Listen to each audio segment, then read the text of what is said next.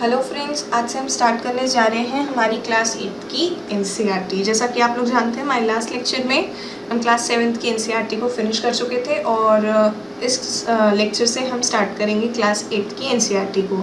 Class 8 की जो NCERT है उसका नाम है resources and development. So resources and development में इस पूरी एनसीईआरटी में बेसिकली हम ये जानने वाले हैं कि हमारे जो रिसोर्सेज हैं, जो कह सकते हैं मिनरल्स या जिनको आप कहते हैं, और मैनी मोर, ये हमको जो भी जिस तरीके से जिस प्रोसेस के थ्रू मिलते हैं उनके बारे में जानने वाले हैं। एंड आफ्टर इट उनका जो डेवलपमेंट है और उनकी मदद से जो ह्यूमन लाइफ उसका यूटिलाइजेशन किस तरीके से करती है उसके बारे में हम इस एनसीईआरटी में जानेंगे।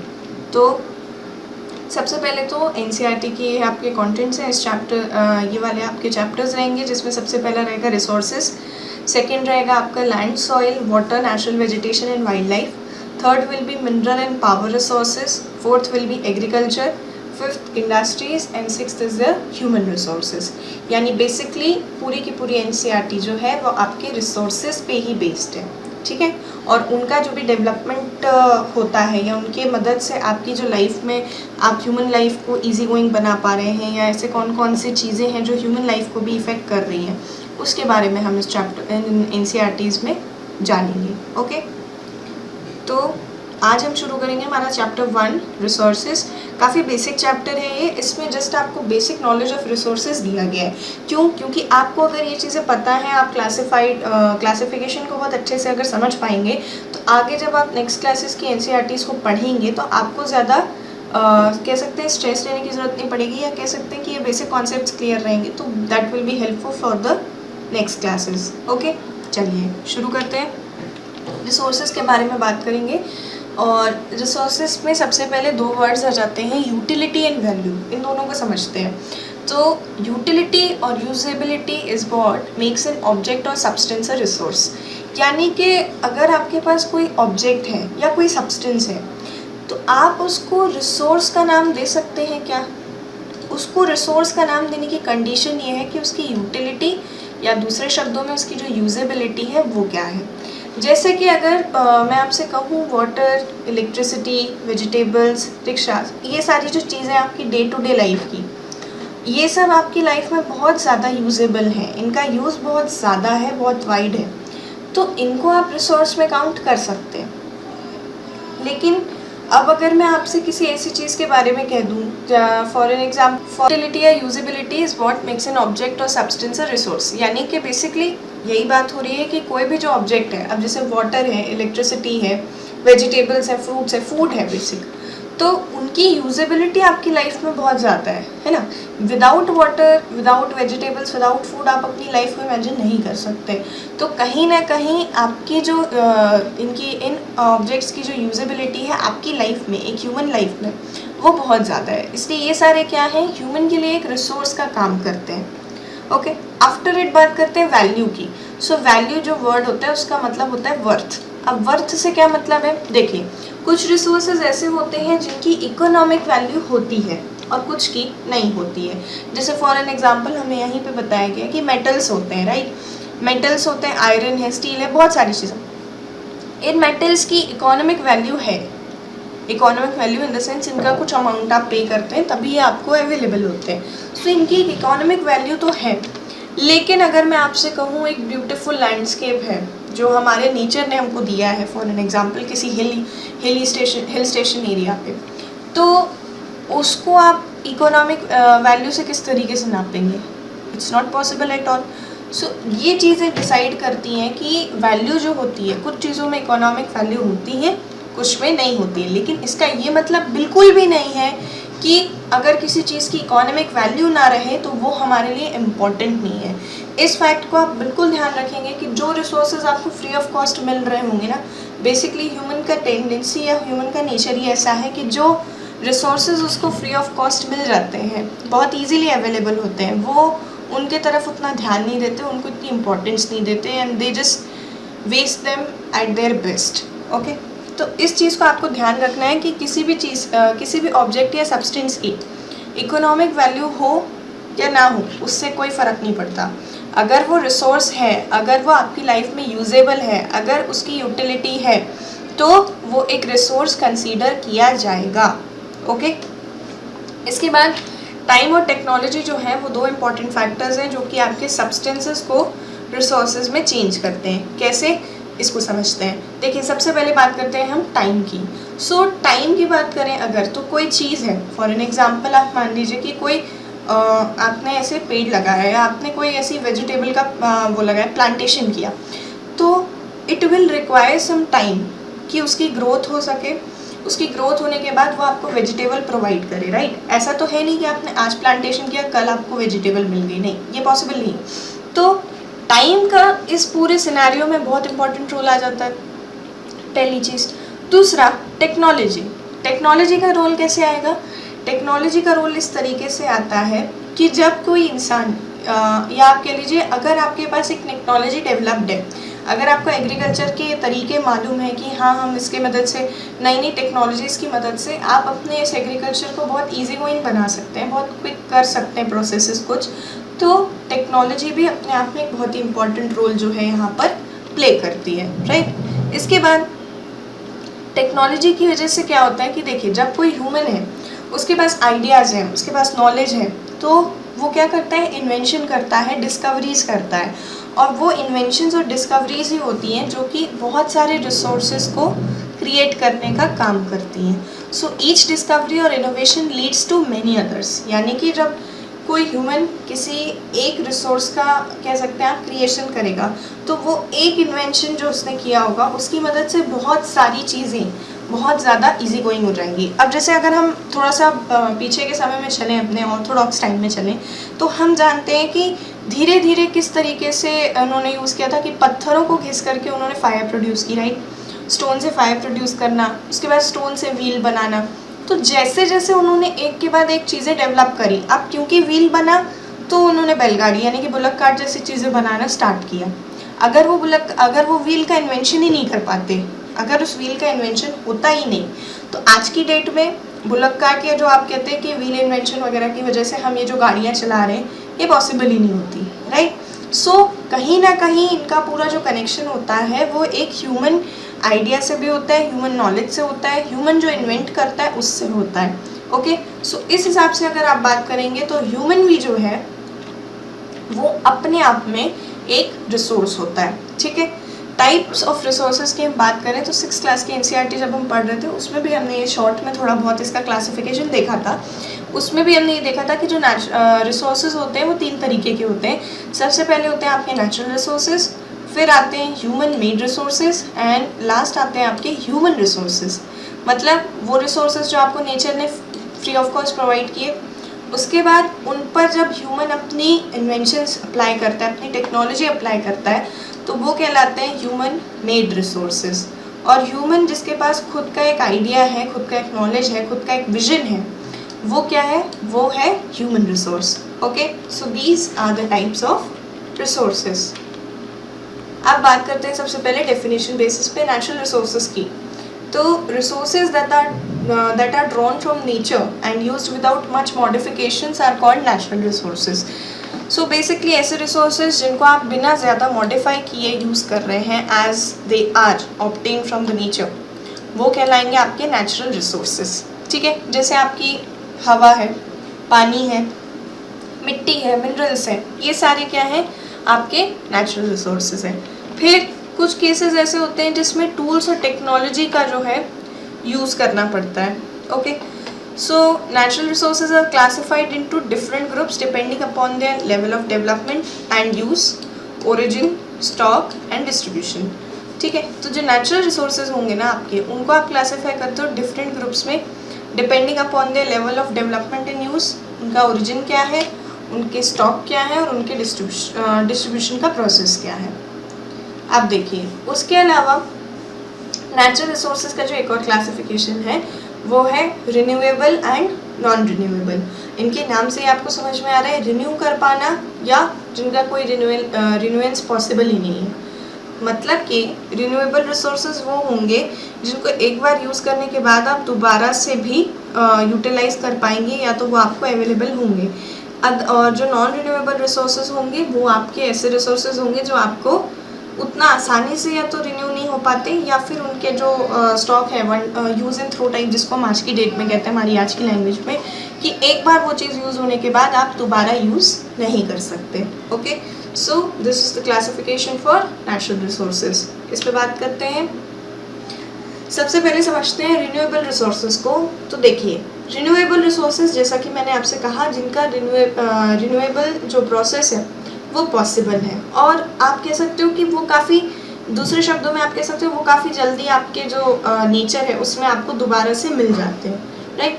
कुछ रिसोर्सेज ऐसे होते हैं रिन्यूएबल में जो अनलिमिटेड होते हैं, जो किसी भी तरीके से इफेक्ट नहीं होते, जैसे कि आपके सोलर और विंड एनर्जी। लेकिन कुछ रिसोर्सेज ऐसे होते हैं जो कि आपके इफेक्ट भी होते हैं, मतलब रिन्यूएबल रिसोर्सेज में भी आपको दो टाइप देखने को मिलेंगे। कौन कौन से? एक होता है अनलिमिटेड, दूसरा होता है लिमिटेड। तो सबसे पहले हम बात कर रहे हैं अनलिमिटेड के एग्जांपल्स की। तो अनलिमिटेड में आपको याद रखना है सोलर एंड विंड एनर्जी जो होती है आपकी, वो आपको पूरी बहुत अच्छे से प्रोवाइड होती है, और अनलिमिटेड उसमें होती है, तो आप चाहें तो उसका यूज़ कर सकते हैं। ओके, सो ये बात हो रही है सोलर और विंड एनर्जी की। अब देखते हैं नॉन रिन्यूएबल रिसोर्सेज। सो ये वो रिसोर्सेज होंगे जिनका कोई लिमिटेड स्टॉक होगा, मतलब कि ये कि अगर एक बार आपने इनको यूज़ कर लिया तो इनको थाउजेंड्स ऑफ ईयर्स लगते हैं फिर से रिन्यू होने में या दोबारा क्रिएट होने में। तो आप जो कोल, पेट्रोलियम, नेचुरल गैसेस आज की डेट में यूज़ कर रहे हैं, वो सारे के सारे जो हैं वो इसी का एक एग्जाम्पल है कि आपने आज तो उसको यूटिलाइज कर लिया, लेकिन आपको अगर उतना ही स्टॉक चाहिए आज की डेट में, आप उसका प्रोडक्शन अगर स्टार्ट करेंगे, it will take thousands of years to be renewed. मतलब आप समझ रहे हैं, हज़ारों साल लग जाएंगे इनको फिर से फॉर्म होने में। तो आप अपने रहते हुए तो इसको यूज़ नहीं कर सकते ना दोबारा। इसी के कारण इनको कहा जाता है नॉन रिन्यूएबल रिसोर्सेज, या आप कह सकते हैं कि इनका जो रिप्लेनिशमेंट है वो काफ़ी ज़्यादा टाइम टेकन है। ठीक है, उसके बाद देखिए जो डिस्ट्रीब्यूशन होता है नेचुरल रिसोर्सेज का, वो डिपेंड करता है फिजिकल फैक्टर्स पे, जैसे क्लाइमेट है, एल्टीट्यूड है, टेरेन है, इन सारी चीज़ों पे। मतलब ये कि आप जानते हैं कि अगर आपको कोल जनरेट करना है तो कोल जो है high pressure high temperature high pressure पे जनरेट होता है, राइट। सो आपकी जो अर्थ होती है इसकी इनसाइड, यानी कि अर्थ के नीचे ये जनरेट होता है, तो उसके लिए जो रिक्वायर्ड या जो फेवरेबल कंडीशंस होंगी वो होना भी ज़रूरी है। अगर ये फेवरेबल कंडीशंस उनको नहीं मिलेंगी तो उसका जनरेशन पॉसिबल नहीं। लेकिन फिर फेवरेबल कंडीशंस हर जगह मिल जाए ये भी पॉसिबल नहीं है। सो कुछ ऐसे सिलेक्टेड रीजन्स होते हैं जहाँ पर के इनका जो है प्रोडक्शन, या आप कह सकते हैं इनका जो डिस्ट्रीब्यूशन है वो डिपेंड करता है फिजिकल फैक्टर्स पे। ठीक है, distribution is unequal because of these factors differ so much over the earth. अब आप जानते हैं आपके अर्थ के स्ट्रक्चर को अगर आप ध्यान से पढ़ते हैं, आपको भी ये मालूम है कि अर्थ में सब कुछ एक सा नहीं है हर जगह पे, राइट। क्योंकि प्रेशर कंडीशन डिफरेंट है, टेम्परेचर कंडीशंस डिफरेंट है, उसके कारण आपका पूरा का पूरा जो आपने पढ़े थे नेचुरल वेजिटेशंस वो भी डिफरेंट थे, लाइफस्टाइल्स में भी चेंजेस देखने को मिले उसी के कारण, राइट। सो कहीं ना कहीं अगर आप बात करो तो each and everything is interlinked with each other, और इसके कारण ये जो डिस्ट्रीब्यूशन की आप बात कर रहे हैं, डिस्ट्रीब्यूशन ऑफ रिसोर्स जो है वो अनइक्वल हो जाता है because of these factors only. और फिर ये रिसोर्सेज का जो डिस्ट्रीब्यूशन है ये डिसाइड करता है कि उस पर्टिकुलर एरिया या उस पर्टिकुलर रीजन का जो पूरा का पूरा सीन है वो कैसा होगा। चाहे आप बात करें उनके इकोनॉमिकली, चाहे आप बात करें उनकी ह्यूमन लाइफ के हिसाब से, चाहे बात करें उनके नेचुरल वेजिटेशंस के हिसाब से, या बाकी सारी चीज़ों पे। ठीक है, तो ये जो चीज़ें हैं ये एक दूसरे के इंटरलिंक्ड है। बेसिकली इनमें अभी आपको ये समझ में आया that renewable and non renewable में डिफरेंस क्या है। वो जो कि बहुत जल्दी यानी कि दोबारा से रिप्रोड्यूस हो पाते हैं वो कहलाते हैं आपके रिन्यूएबल रिसोर्सेज, जो कि अनलिमिटेड अमाउंट में भी आपको कई बार अवेलेबल हैं, जैसे कि आपकी सोलर और wind energy. Non renewable resources वो होते हैं जो अगर एक बार उनका स्टॉक जो है ख़त्म होने को आ जाए तो they will take thousand of years to be renewed, right. Coal, petroleum उसी का एक एग्जाम्पल है। और इनके डिस्ट्रीब्यूशन के डिफरेंट होने का रीज़न भी हमने देखा कि क्योंकि हमारी अर्थ पे जो फिजिकल फैक्टर्स हैं, क्लाइमेट है, टेम्परेचर है, मेनी मोर कंडीशंस अलग अलग हैं, डिफरेंट हैं, उसी के कारण जो इनका डिस्ट्रीब्यूशन है वो भी डिफरेंट होता है, राइट।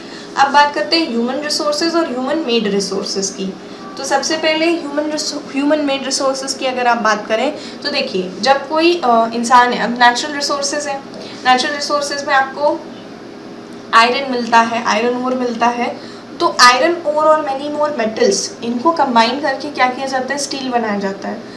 और आप अगर देखें तो आयरन से आप बहुत सारी चीज़ों का फॉर्मेशन करते हैं, फिर जो मिनरल्स मिलते हैं उनसे सीमेंट वगैरह इन सब का फॉर्मेशन हो रहा है। तो यहाँ पे क्या हो रहा है कि अगर कोई बिल्डिंग बन रही है, राइट, सो जो बिल्डिंग का फॉर्मेशन, अगर मैंने एग्जांपल के तौर पे आपको बता रही हूँ कि अगर कोई बिल्डिंग का फॉर्मेशन हो रहा है तो उसमें आपके जो नेचुरल रिसोर्सेज हैं वो एज इट इज़ यूज़ नहीं हो रहे हैं। क्या हो रहा है कि जो नेचुरल रिसोर्सेज ह्यूमन को मिल रहे हैं वो उसको मॉडिफाई कर रहा है अपने हिसाब से और फिर यूज़ कर रहा है दूसरे कामों में, ठीक है। तो ये जो मॉडिफाइड आप कह सकते हैं रिसोर्सेज हैं, इनको कहते हैं ह्यूमन मेड रिसोर्सेज, ठीक है। ह्यूमन मेड रिसोर्सेज में अब जैसे बिल्डिंग्स हैं, बिल्डिंग बनाई गई है, ब्रिजेस बनाए गए हैं, व्हीकल्स हैं, मशीनरीज हैं, ये सारी की सारी किसने बनाई है, ह्यूमन ने बनाई हैं। तो इसलिए ये क्या है, आपके ह्यूमन मेड रिसोर्सेज, ठीक है। टेक्नोलॉजी की भी अगर मैं आपसे बात करूं तो technology is also a human made resource, ठीक है। उसके बाद ह्यूमन रिसोर्सेज की अगर हम बात करें तो ये तो आपको समझ में आएगा कि जो चीज़ें ह्यूमन मेड है, राइट, वो क्या है, रिसोर्स हैं। रिसोर्स क्यों है, क्योंकि उनका हमारी लाइफ में कोई यूज़ है, वो उनकी कोई यूटिलिटी है। तो ये हो गए ह्यूमन मेड रिसोर्सेज। उसके बाद people can make the best use of nature to create more resources, right. कब, जब उनके पास नॉलेज होगा, स्किल होगी और टेक्नोलॉजी होगी। आज की डेट में जो भी इन्वेंशंस कोई इंसान करता है वो अपने नॉलेज, अपने स्किल और अपनी टेक्नोलॉजी के बेस पे ही कर रहा है। अगर उस व्यक्ति को कोई नॉलेज ना हो, अगर उसके पास किसी भी चीज़ की कोई जानकारी ना हो, उसके पास टेक्नोलॉजी ना हो, तो क्या ये पॉसिबल है कि वो और नए इन्वेंशंस कर सकेगा? नहीं, बिल्कुल नहीं। इसलिए ये कहा जाता है कि जो हमारे ह्यूमन बीइंग्स हैं, यानी कि हम लोग हैं, हम भी अपने आप में एक रिसोर्स है, हमारी भी अपने आप में एक इम्पॉर्टेंस है। क्यों? Because we have the mind that has some knowledge, that has some skills and which can use the technology as we want, right. अगर आपके पास नॉलेज है, आपके पास स्किल है और आपको ये मालूम है कि आपको टेक्नोलॉजी का किस तरीके से उपयोग करना है, तो आप बहुत सारी चीज़ें कर सकते हैं, बहुत नए इन्वेंशंस कर सकते हैं, बेस्ट यूज़ ऑफ नेचर आप कर सकते हैं ताकि बहुत सारे रिसोर्सेज का फॉर्मेशन हो पाए। So people are also human resources, ठीक है, इसको आप ध्यान रखें। क्यों ध्यान रखें? क्योंकि ह्यूमन रिसोर्सेज का, मैं आपको बता दूं ये चीज़, ह्यूमन रिसोर्सेज का आपको ना सिर्फ जोग्राफिकली बल्कि इकोनॉमिकली भी बहुत ज़्यादा इम्पोर्टेंस आगे चलकर देखने को मिलेगा। जैसे जैसे आप पढ़ेंगे, जैसे जैसे आप जानेंगे इन चीज़ों को, आपको ये रियलाइज़ होगा that yes, human resource itself is an very important part for the development of any country. क्योंकि जिस कंट्री के ह्यूमन रिसोर्स डेवलप्ड है, अगर उनके पास नॉलेज है, अगर उनके पास स्किल है, अगर उनके पास टेक्नोलॉजी है, तो वो बहुत सारी चीज़ें कर सकते हैं, ठीक है। तो इसके बारे में हम बाद में बात करते रहेंगे। Improving the quality of people skills so that they are able to create more resource is known as human resource development. अब आप ये सोचिए कि जो हमारे यहाँ के ह्यूमंस हैं, राइट, क्यों कहा जाता है लोगों को कि आप पढ़ाई करें, क्यों कहा जाता है कि आप अपनी स्किल्स को डेवलप करें, नई नई चीज़ें सीखें? इसलिए कहा जाता है कि जब आपकी क्वालिटी जो है वो इंक्रीज़ होगी, जब आपकी स्किल्स बढ़ेंगी, तो आप क्या करेंगे, आप और ज़्यादा रिसोर्सेज क्रिएट कर पाने में पॉसिबल होंगे। तो उसी को आप कह रहे हो ह्यूमन रिसोर्स का डेवलपमेंट। अब देखिए, फॉर एन एग्जाम्पल अगर हम बात करें, जब कोई व्यक्ति पढ़ाई करता है, जब कोई व्यक्ति ग्रेजुएट होता है और उसके बाद वो एक प्रोफेसर बने अगर, तो वो प्रोफेसर जो है वो आने वाले बहुत सारे बच्चों को एजुकेशन प्रोवाइड कर रहा है। दैट मीन्स कि उस एक प्रोफेसर ने ना जाने कितने बच्चों को कुछ ना कुछ एजुकेशन प्रोवाइड करी। सो यहाँ पर रिसोर्स एक ह्यूमन रिसोर्स कितना इन्वेस्ट हुआ? 1, लेकिन उसका जो आउटपुट आपको मिला वो कितना मिला? मेनी नंबर्स, है ना। सो एक ह्यूमन रिसोर्स की वजह से यहाँ पर बहुत सारे जो थे ह्यूमन रिसोर्सेज नए नए क्रिएट हुए। इस पूरी की पूरी प्रोसेस को ही कहते हैं ह्यूमन रिसोर्स का डेवलपमेंट। चलिए आगे बढ़ते हैं इसमें। अब बात करते हैं कंजर्विंग ऑफ रिसोर्सेज। अब आप जानते हैं कि आपके पास कई रिसोर्सेज ऐसे हैं जो नॉन रिन्यूएबल हैं, जो इतना आसानी से आपको दोबारा नहीं मिल सकते, राइट। तो उनका जो यूज़ है वो केयरफुली किया जाए और उनको उतना टाइम दिया जाए कि वो रिन्यू हो सके, वो कहलाता है रिसोर्स का कंजर्वेशन। बेसिकली जो चीज़ें आपको प्रोवाइडेड है उनको केयरफुली आपको यूज़ करना है, राइट। तो उसको आप कह रहे हैं रिसोर्स का कंजर्वेशन। फिर देखिए, balancing the need to use resources and also conserve them for the future is called sustainable development. Sustainable development की जो डेफिनेशन है वो यही है that carefully utilising resources so that besides meeting the requirements of the present also takes care of the future generation। जैसे आज की date की अगर हम बात करें, आज की डेट में हमें लगता है कि ओके हमारे पास तो पेट्रोलियम का बहुत ज़्यादा स्टॉक है, हमारे पास पानी बहुत ज़्यादा है, हमारे पास हर चीज़ है, अवेलेबल है, तो हमें कोई चिंता नहीं है, हम काफ़ी केयर फ्री होकर के उनको यूज़ कर रहे हैं। लेकिन आप ये सोचें कि आपको भी मालूम है कि आपकी जो अर्थ है उसमें जो 97% ऑफ वाटर है वो किसका है? ओशंस का है, सलाइन वाटर है, पीने लायक नहीं है। बचा हुआ 2% आपका आइस कैप्स में चला जाता है और जो रिमेनिंग 1% है ना, उसका कुछ पार्ट होता है, वो आप क्या कर रहे हैं, ड्रिंकिंग जो आपका फ्रेश वाटर है वो अवेलेबल है, राइट। तो अब आप खुद सोचिए कि अगर आप उस वाटर का केयरफुली यूटिलाइजेशन ना करें तो क्या आने वाली जो जनरेशन्स होंगी, जो फ्यूचर जनरेशन्स होंगी, उनको इस रिसोर्स के लिए परेशान नहीं होना पड़ेगा? बिल्कुल होना पड़ेगा। तो इसी के लिए ये जो है ये कॉन्सेप्ट है सस्टेनेबल डेवलपमेंट का, that carefully utilising the resources that a human have, okay, and also takes care for the future generation. क्यों? आप ऐसा नहीं कि आप यूज़ ना करें, लेकिन आपको जितनी ज़रूरत है आप उतने का यूज़ करें और बाकी जितना आप बचा सकते हो उतना बचाएं, ताकि ये आपके फ्यूचर जनरेशन्स के काम आए, राइट। इट्स जस्ट लाइक कि एक इंसान जो है अपनी प्रॉपर्टी सेव करता है फॉर द फ्यूचर जनरेशन, कुछ सेविंग्स करता है फॉर द फ्यूचर जनरेशन। ठीक उसी तरीके से आपको यहाँ पर क्या करना है, आपको मनी का सेविंग नहीं करना है, लेकिन ये जो रिसोर्सेज हैं ढेर सारे, इनको आपको सेव करना है ताकि आप इनको अपनी फ्यूचर जनरेशन को गिफ्ट कर सकें, ओके। चलिए अब बात करते हैं सस्टेनेबल डेवलपमेंट के कुछ प्रिंसिपल्स की। सो देखिए, इसके जो प्रिंसिपल्स हैं उसमें बेसिकली ये कहा गया है then respect and care for all forms of life, फिर चाहे वो प्लांट्स हो, चाहे वो एनिमल्स हो, चाहे वो ह्यूमन बीइंग्स हो, जो भी चीज़ें जिनमें लाइफ आपको दिख रही है आप उनको रिस्पेक्ट करें, आप उनकी केयर करें। Improve the quality of human life, human life की क्वालिटी को इम्प्रूव करना है। इट डजेंट मीन्स कि आपको ढेर सारे डेवलपमेंट करते जाना है और उसके बाद सारे रिसोर्सेज ख़त्म कर देना है, नहीं, बिल्कुल नहीं। आपको क्या करना है, जो रिसोर्सेज हैं उनका इस तरीके से यूटिलाइजेशन करना है कि आप उसको यूज़ भी करें, सेव भी करें और साथ ही साथ जो आपकी ह्यूमन लाइफ है उसकी क्वालिटी को भी आप बेटर कर सकें, okay. To conserve the earth's vitality and diversity, यानी कि जो आपके अर्थ पर आपको इतनी सारी डाइवर्सिटीज़ दिखती हैं, बायोडाइवर्सिटीज़ की अगर हम बात करते हैं, तो वो सारी जो आपको दिखती हैं उनका आप कंजर्वेशन करें। क्योंकि आज की डेट में भी अगर हम जैसे बात करें, कई ऐसे एनिमल्स हैं जिनकी स्पीशीज़ पूरी तरीके से ख़त्म हो चुकी हैं और कई ऐसे एनिमल स्पीशीज़ हैं जो ख़त्म होने की कगार पर हैं, राइट। सो इस तरीके से अगर आप समझें इस बात को और आप इसका रियलाइजेशन करें कि आपको इनको कंजर्व करना है, राइट, तभी ये चीज़ें पॉसिबल हैं। इसके अलावा minimise the depletion of the natural resources, change personal attitude and practices towards the environment. देखिए, एक बात यहाँ पे ये बहुत ही थोड़ा सा आप कह सकते हैं एथिकल बात हो जाती है, या आप कह सकते हैं फिलोसफिकल बात हो जाती है, लेकिन ये फैक्ट है कि जब तक आप पर्सनल एटीट्यूड को चेंज नहीं करेंगे तब तक कुछ चेंज नहीं होगा, ओके। आपको क्या है कि आपको लगता है कि okay this is available for me, हम इसका यूज़ करेंगे, हम इसको ख़त्म कर दें, लेकिन आप ये सोचें कि अगर आप इस बात का ध्यान रखते हुए इसको यूज़ करें कि नहीं, इट इज़ फॉर एवरीवन, वो सबके काम आना चाहिए, तो जो आपका एनवायरनमेंट है वो काफ़ी हद तक सस्टेन्ड रहेगा, right. Enable the communities to care for their own environment. आज की डेट पे ये जो अलग अलग आपको सुनने में आता होगा, कम्युनिटीज़ का फॉर्मेशन हो रहा है ताकि ये जो है एनवायरनमेंट को प्रोटेक्ट कर सके, राइट। तो इनके इसी तरीके से जो प्रिंसिपल्स हैं सस्टेनेबल डेवलपमेंट ये काम करते हैं। इसमें बेसिकली आपको यही समझाया गया है कि आपके पास जो रिसोर्सेज हैं, सबसे पहले आपको ये बताया गया कि आपके पास रिसोर्सेज की जो डेफिनेशन है वो क्या है, फिर आपके पास जो रिसोर्सेज हैं उनमें से ऐसे कौन से रिसोर्सेज हैं जो रिन्यू हो सकते हैं और जो नॉन रिन्यूएबल हैं, और फिर उन्हें अवेलेबल रिसोर्सेज की जो कंजर्विंग है, जो यूटिलाइजेशन प्रोसेस है वो किस तरीके से होनी चाहिए, और सस्टेनेबल डेवलपमेंट का जो पूरा कॉन्सेप्ट है वो आपको इस चैप्टर में समझाया गया है।